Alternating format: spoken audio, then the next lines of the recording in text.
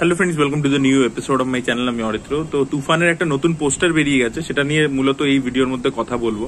But তার আগে আমি বাংলাদেশের দর্শকদেরকে এবং বাংলাদেশের মিডিয়াকেও থ্যাংক ইউ বলতে চাই, কারণ আমি যে রিভিউ করেছিলাম, তুফানের টিজার রিয়াকশন দিয়েছিলাম এবং তারপরেও আরেকটা ভিডিও বানিয়েছিলাম, সেটা নিয়ে ওখানকার প্রথম আলো থেকে শুরু করে আরো যে নিউজ চ্যানেলসগুলি রয়েছে তারা সেটাকে মানে টেলিকাস্ট করেছেন, তারা সেটাকে নিয়ে কথা বলেছেন।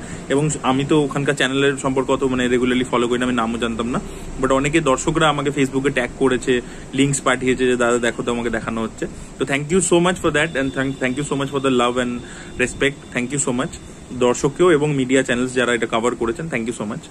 এবং দ্বিতীয় আরেকটা কথা আমি এটাও বলতে চাই যে দেখুন, তার সাথে সাথে যেটা হয়েছে, এটা এই রেসপেক্টটা ভালোবাসাটা আপনারা যে দিয়েছেন, বাট তার সাথে আমি কয়েকটা জিনিস নোটিস করেছি, সেটা নিয়েও কিন্তু আমি একটু সরব হব। দেখুন, আমি কোনো যে ছবিটাকে জেনুইনলি ভালো লাগছে আমি সেটাই বলে এসেছি চিরকাল। আমি কিন্তু শাকিব খানের একটা হিউজ ফ্যান ফলোয়িং বাংলাদেশে আছে, তো আমি তাকে নিয়ে ভালো তুফানের টিজার যেটা আমার সত্যিকারের ভালো লেগেছে তাই বলেছি, এবং তাতে অনেক সাবস্ক্রাইবারও পেয়েছি, যেটা বললাম এই ভালোবাসাটা পেয়েছি। কিন্তু তা বলে আমি কিন্তু তাকে নিয়ে 10টা ভিডিও বানাবো না, আমি তাকে নিয়ে কোনো বিজনেস আলাদা করে শুরু করে দেবো না। এটা আমার কোনোদিনই উদ্দেশ্য নয়, জীবনে করিনি। যেটা অনেস্টলি ফিল করবো সেটাই আমি বলবো আর কি। তো আমি দেখলাম যেটা রিসেন্টলি হয়েছে, যেটা নিয়ে আমার মনে হলো একটু কথা বলা উচিত। আমি বাংলাদেশের কিছু কন্টেন্ট ক্রিয়েটারদেরকে দেখছিলাম যারা ভালো, যেরকম সিনেব্রোস, যেরকম খুব ভালো চ্যানেল, তারা খুব ভালোভাবে কাজ করে, খুব ভালো ভালো ছবি রিভিউ করে, তারা নয়, বাট কিছু তারা প্রপারলি অ্যানালিসিস করে। বাট কিছু লোক দেখলাম যে এই সুযোগটা নিয়ে আমাদের এবার বাংলার কিছু সুপারস্টার দেব এবং জি তাদেরকে কন্টিনিউয়াসলি হ্যাকেল করছে, ছোট করছে, যে তাদের এখন ওই পুলটা নেই, শাকিব খানের ছবি অনেক বেশি হয়ে গেছে। তো এই যে কম্প্যারিজন করে একটা করা, এটা ঠিক নয়। কারণ আমাদের জিতের ছবি বাংলাদেশে কিন্তু খুব সফল হয়েছে, ব্যবসা সফল এর আগে হয়েছে, বস 2 এর মতো ছবি, বাদশাহ ডনের মতো ছবি, এগুলো কিন্তু বাংলাদেশের হাইস্ট গ্রসিং ফিল্মস এর মধ্যে রয়েছে।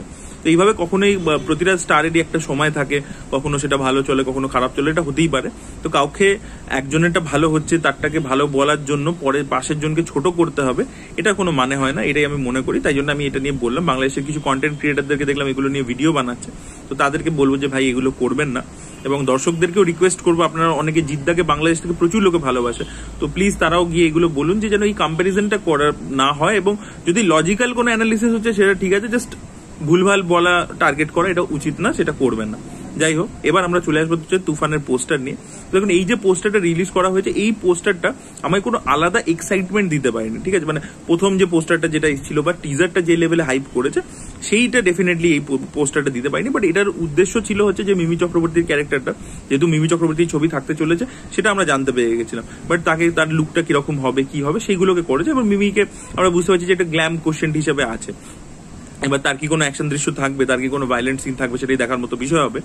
বাট এখানে অ্যাটলিস্ট তাকে যেভাবে প্রেজেন্ট করা হয়েছে, তাকে গ্ল্যামারাস লাগছে, ভালো লাগছে। এবং শাকিব খানের সাথে তার যে অ্যাটলিস্ট যে প্রেজেন্সটা আমরা দেখতে পাচ্ছি, এখন তো কেমিস্ট্রির ব্যাপারে বলতে পারবো না কারণ ছবিটা দেখিনি এবং টিজারেও কোথাও তাকে দেখতে পাওয়া যায়নি। তো সে যে রয়েছে সেটা আলাদা করে অ্যানাউন্স করে দেওয়া হলো এবং তার লুকটাও সামনে এলো। এবং শাকিব খানের সাথে কেমিস্ট্রি বলবো না, পুরোপুরি যে প্রেজেন্সটা কিরকম লাগছে, একজনকে, দুটো অ্যাক্টর অ্যাক্ট্রেসকে পাশাপাশি কিরকম লাগছে, সেই জিনিসটা আর কি দেখতে পেলাম। এবং সেটা খারাপ লাগছে না, ভালোই লাগছে। আলাদা করে যে এক্সাইটেড হয়েছি প্রচন্ড, সেটা বলবো না, সত্যি অনেস্টলি স্পিকিং। এবার দেখা যাক সামনের দিনে যে ভিলেন, আমরা শুনেছিলাম যে যিশু সেনগুপ্ত এই ছবিতে থাকতে চলেছে, তো তার লুকটা সামনে আসে কিনা। যেমন চঞ্চল চৌধুরীর ওই একটা ঝলক হেভি ছিল, তো সেরকম যে ভিলেন, ফার্স্ট পার্টের যে মেন ভিলেন, কারণ চঞ্চল চৌধুরীর এখানে ক্যামিও থাকতে চলেছে, তো মেন ভিলেন যে শোনা যাচ্ছে যিশু সেনগুপ্ত, তো তার লুকটা যখন সামনে আসবে সেটা আরো হাইপটা বাড়িয়ে দেবে। তবে আমার মনে হয় টিজারটা যে হাইপটা বিল্ড করেছে, তারপরে ওটাকে নেক্সট লেভেল নিয়ে যাওয়ার মতো এই পোস্টারটা হয়নি। এটা যদি আগে আসতো, ধরুন ফার্স্ট পোস্টারটা এসছে, তারপরে এই যদি পোস্টারটা আসতো ঠিক ছিল। বাট টিজারটা লোকের এক্সপেকটেশন যে লেভেলে সেট করে দিয়েছে, যতটা লোকে আনন্দ দিয়েছে, মজা দিয়েছে এবং লোকে অপেক্ষা করে আছে, তখন আমার মনে হয় কি ভিলেনের লুক বা অন্য কোনো এক্সাইটিং জিনিস যদি আসতো তাহলে আরো ব্যাপারটা জমজমাটি হতো। তো যাই হোক, এখনো তো তুফানের কাজ চলছে, এক্সাইটেড প্রচন্ড ছবিটা দেখার জন্য। টিজার দেখার পর থেকেই দেখা যাক কিরকম হয় ছবিটা। আপনাদের কি মতামত অবশ্যই জানাবেন কমেন্ট সেকশনে।